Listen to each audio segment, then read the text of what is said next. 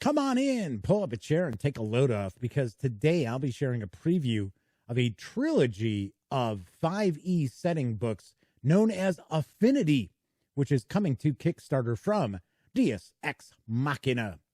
And I'll be diving in right after this.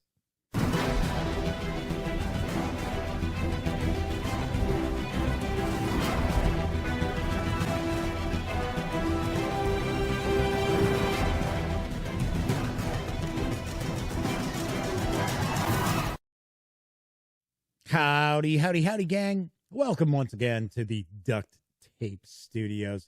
I'm Jeff McAleer, your host here at the Gaming Gang channel. Coming to Kickstarter on March 30th is a trio of 5e setting books known as Affinity, and they are arriving from Dias Ex Machina. You're probably familiar with this publisher due to their very popular Ultra Modern 5 source book, which is for 5e. I know that Dias Ex Machina has released some other supplements for 5e as well, but I think they're best known for Ultra Modern 5.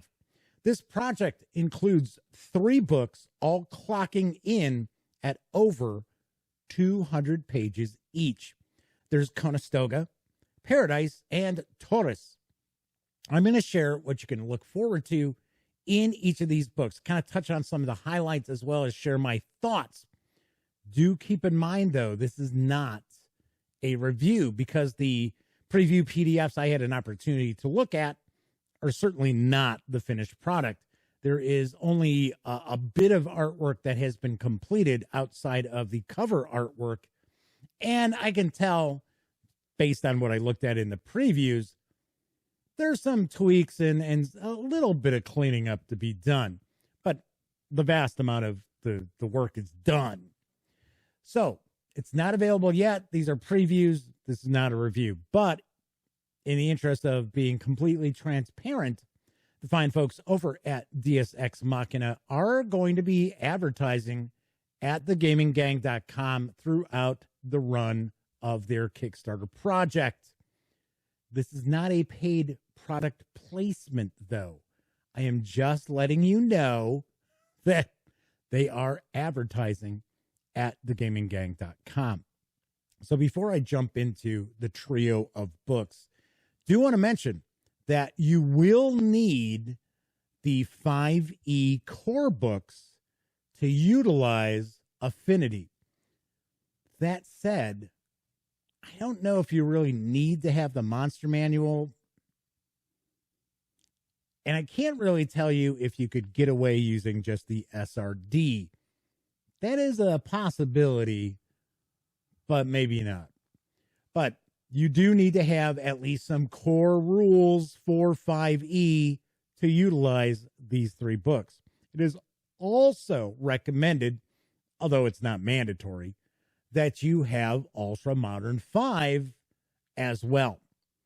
All right, let's jump on in. We're going to start talking about each of these books, because first off, we've got Conestoga. So I'm sure those of you out there who are familiar with that word know that a Conestoga is basically a wagon, a large wagon that would be used to transport settlers from the east to the west, at least here in the United States. Well, in this setting book, Conestoga is a massive, massive starship, thousands of miles long, and it carries a dozen human factions, as well as some aliens, across the universe. For what purpose? You'll have to find out. Did the humans build the ship? If so, why is there alien technology throughout? Did aliens build this ship? If so, why are there thousands of humans on board? Are these the last remnants of humanity? Don't know. So you can kind of picture the old classic Metamorphosis Alpha, but with thousands and thousands of people on the ship, but it's still a big mystery. And Who knows? It could be a generation ship. You're going to find out. Of course, did I forget to mention there's mecha? That's right. There's mechs and psionics. And these dozen factions are all battling for dominance using every resource, including those mechs and psionics that are available to them. Conestoga is going to feature 3 new races. They're the elven-like Endolans, the hive-minded Scabs, kind of an odd name, right? And the insectoid Scrim. There are 7 new backgrounds, including mercenary proctors, Volani refugees, and Scrim academics. Also features 28 pages of revised and new technological gear, which is going to include vehicles, scientific equipment, medical items, and more.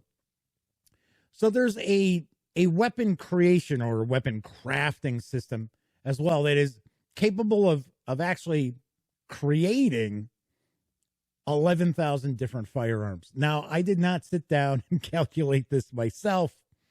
I'm just taking Dias Ex Machina at their word. There are also over 40 power armors, the mecha, and 150 potential upgrades. There are over 40 new monsters as well, including the Black Hand Raiders, the Demigod, which is not what you think, and the Cunic Picatai.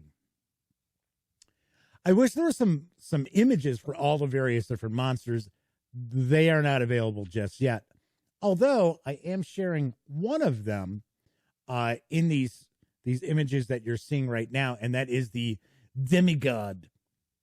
There are also some new rules for equipment and loot, how to gather loot as well. So there is actually a lot going on in this book. So one of the aspects that I think is very important for you to know about each of these 3 books as a whole is you don't necessarily have to use the setting information. There is tons and tons of modular gameable material in these books that you can just pull out and use at your own leisure. So from what I have seen of these preview books, and like I said, they're pretty complete, about half the page count is new mechanics, new rules, new equipment, new ways of doing things. So that is important for you to know, because if I were to rate the 3 different books as far as my interest, I got to be honest, Conestoga comes in 3rd. Now, that's just me, though, just from my own personal preferences as far as settings and things like that. If you are really into something that's going to be kind of a science fiction fueled dungeon crawl, then most definitely Conestoga is going to really, light your fire. So let's move on to the next book, because the next book is Paradise, which is pretty much kind of a science fantasy campaign set, which is taking place on a constructed world. So that's kind of interesting. Bythos is the name of the world, and it is the centerpiece within a full-scale orrery. Moons orbit for their tethered arms to the core world, except for one, Abraxas, which is home to the assertive Aegis, who are kind of godlike and look down upon the 12 kingdoms of the planet, and they tweak and adjust the political atmosphere as they see fit. Yes, they are puppet masters. Also, there is high tech on this world, but the Aegis are the only ones permitted to operate technology of any kind, forbidding its use by those who live on the planet. Paradise features 3 new races, including the aforementioned godlike Aegis, the formerly amphibian Nagamagi, or Nagajimai. Once again, just taking a stab at some of these pronunciations, right? And of course, we also have some mutated humans. There are 5 new backgrounds, including the Academic, the Fourth Wind Guild member, and the Ascension Rector. There's 1 new class, the Cryptian magic-wielding Abecedarian. I almost want to say Abracadabrian, but it is the Abecedarian. So there is a new type of magic that is included in Paradise as well. Should mention, in Conestoga, there is no magic. But, of course, there's high tech. So, keep in mind what Arthur C. Clarke said. But there is a new type of magic that is included in Paradise, and it's pretty interesting. So we've got a new spellcasting system, which is built upon, like, talismans. We've got 50 new magic items. There are super advanced weapons, armor, and gear for the ages, of course. There's super heavy weapons like the Cataclysm of Carfax, the Skin of Glory, and the Sail Glider. We also have 40 new monsters, including the Excubator, the Knight's Episcar, and also viruses. Yes, I know that's hitting a little close to home. So I do want to mention this Cryptian magic is embedded into ciphers and scripts and cartouches, and it's kind of interesting. It is a really new wrinkle on spellcasting. But here's the thing. Once again, you don't necessarily have to throw out all of your, previous types of spellcasting. This is just something new that you can also plug into an established 5e campaign. So there is a lot going on in this. There's also expanded rules on alchemy, which are pretty interesting as well. So, interestingly enough, if I were ranking the 3 books once again, Paradise actually comes in right in the middle, because I like a science fantasy kind of setting. The setting itself is very interesting.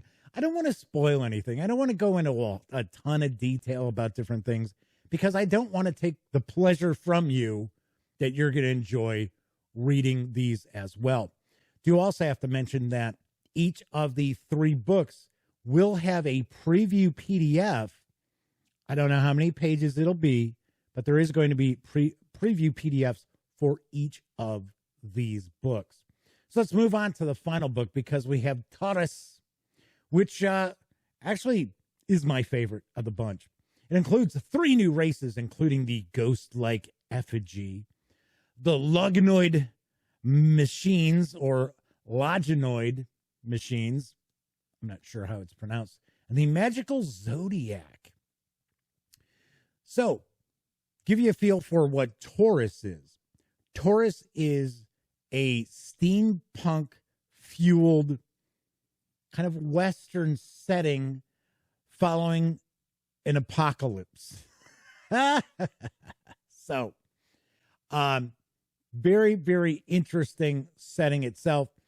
I can't say for certain that this is a kind of a steampunk Western setting. Outside of some of the artwork that I've seen, I just showed you the gunfighter. But there's also trains that run across this world as well. So as far as this world, it was ruled by an ancient caliphate, and that empire has fallen. So you are playing characters within this fallen caliphate. So pretty interesting stuff going on. And one of the ways that you can, I should say, probably the only way for you to travel great distances is by train. And these trains and these rail lines are actually holdovers from this caliphate. So it's pretty interesting. So we've got 6 new backgrounds that are included in this book, including the Iconan descendant. The Iconans were that caliphate. There's the clacker and the privateer. We also have a new class, because we have another new kind of spell casting. We have the Oxymancer, who uses chaos energy, which is known as smoke. in order to power their spells. And there's also a new system, which is based on playing cards. Another thing that kind of gives it a bit of a Western vibe, right? Playing cards. These cards represent both the power of your spells as well as the amount of smoke used, as well as possible bonuses or buffs that you might get for these spells. There's also over 70 steampunk-inspired firearms, including the gyrojet pistol, the triplex pinch pistol, and the light coil gun. And there's a new inscription-based enchantment system. There are over 20 new vehicles, including trains. There are actually quite a few different kinds of trains, all-terrain trikes, and aerostats, which are flying machines, as well as 40 new monsters, including the octopoda, the giant scorpion. I said scorpia. It's the giant scorpion. And the panthera. Out of all three books, Torus is the one that really, really jumps out to me. And once again, this is just personal preference. I'm not saying that the other books aren't really good. It's just I'm drawn to this setting. Also should mention that as far as the previews that I was able to see, the preview for Conestoga as well as the preview for Paradise, remember, without any art, ran about 165 pages. The preview for Torus, without art, actually ran over 200 pages. So I do think Torus is going to be the one that's actually going to have the highest page count. I think. I'm not positive. So let me talk about what I like, some minor quibbles I have from what I've seen as well. But first of all, let's talk about what I like. I like the fact that you may not know it until you read the books, but each of these settings, they are interwoven. There is a connection with them. In fact, they all share the same big bad, right? The same threat. So I found that pretty interesting as well. There are some beats that run through all three of these settings. Also, once again, there's a dozen factions that are on the Conestoga. There are a dozen kingdoms in Paradise. There's also a dozen factions on Torus or in Torus. So there's that as well. So I thought that's kind of interesting how it, like I said, it's interwoven. Now, also saying that may not necessarily appeal to players out there, or I should say maybe game masters out there, because Dias Ex Machina kind of recommends that for each of these books that your players create separate characters and that you run the various different settings with different character types. I gotta say, I don't know as far as in actual operation how well that would work out. Because, I mean, a lot of game masters out there, they have a hard enough time running one setting for their player characters. So something else I really like about it, there is a lot of excellent content that's pretty damn interesting too. And as I had already previously touched upon, there is tons of gameable material here. Out of each of the books, about 40 pages or so would be considered the background and the fluff and things like that. The rest, a lot of it is just stuff that you could plug and play. You can modular stuff. You can, oh, wow, I really like that. Okay, I'm going to take that. Oh, I like the new alchemical rules. All right, I'm going to take those. So lots and lots of that. Tons of gameable material. Altogether, you've got over 120 new monsters for you to utilize. You've got hundreds of new weapons. You've got loads of new gear. So one of the aspects of each of the books that I liked as well is that non-combat gear is covered pretty extensively, and I definitely appreciate that. Sometimes in role-playing games, it's given a short shift. Everything is focused on combat weapons and armor and anything that has to do with melee or ranged combat. That is not necessarily the case with these books as well. I'm intrigued by all of these. All three of these I find very, very interesting.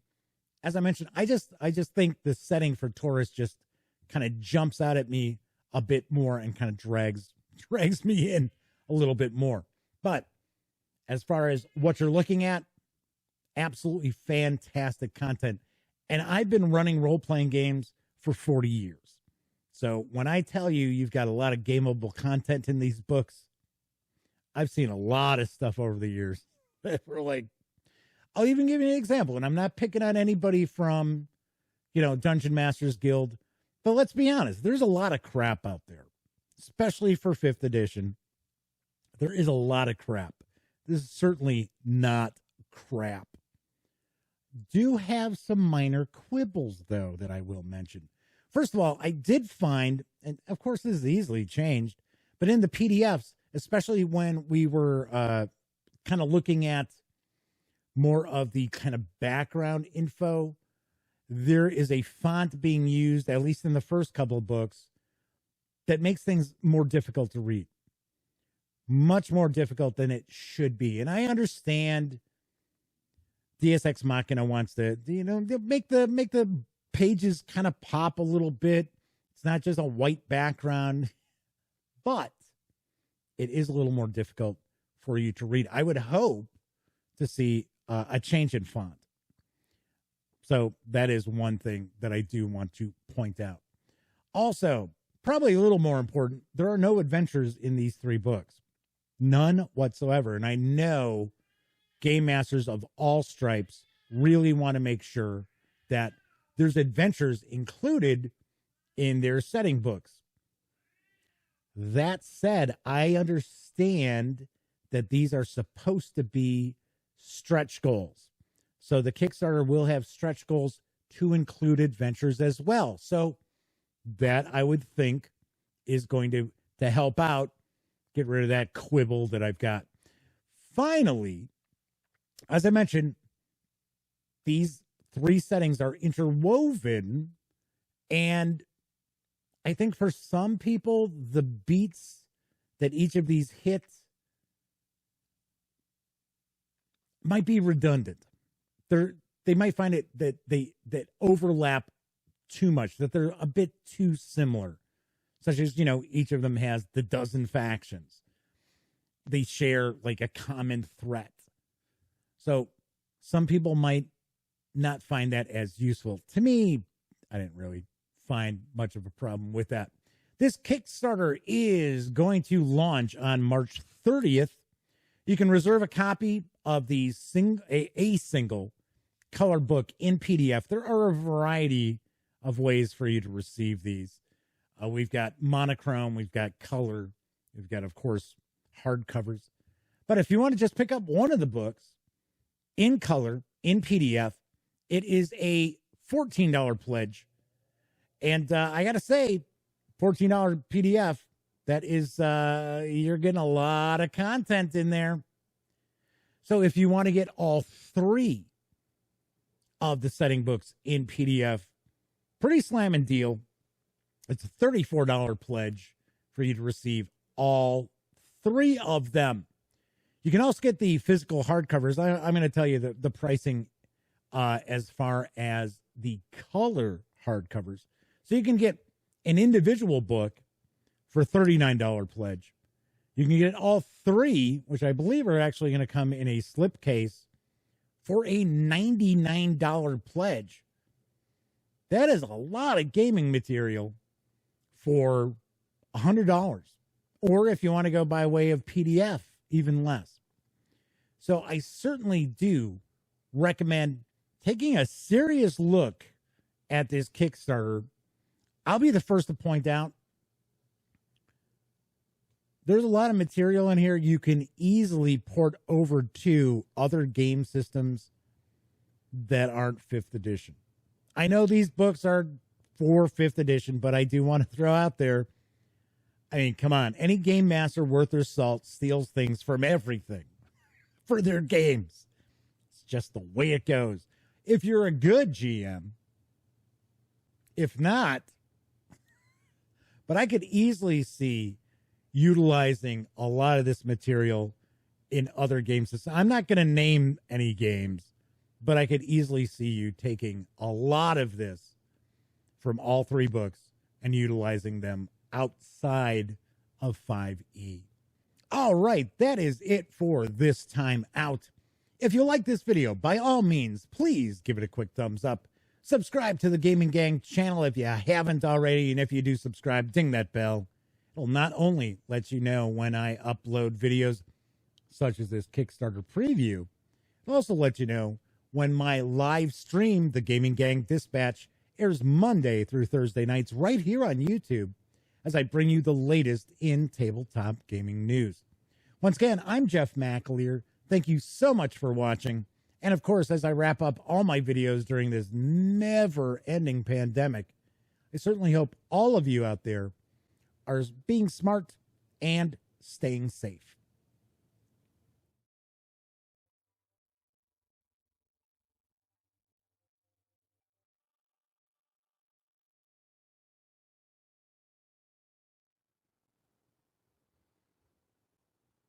Oh, hey, you're still here. Well, if that's the case, by all means, if you haven't subscribed to the Gaming Gang channel yet, click right here. If you'd like to see the latest episode of the Gaming Gang Dispatch, click right up there. And if you want to trust YouTube's algorithm to give you something to watch, click right there. Once again, thanks so much for watching, and everybody please wear a mask.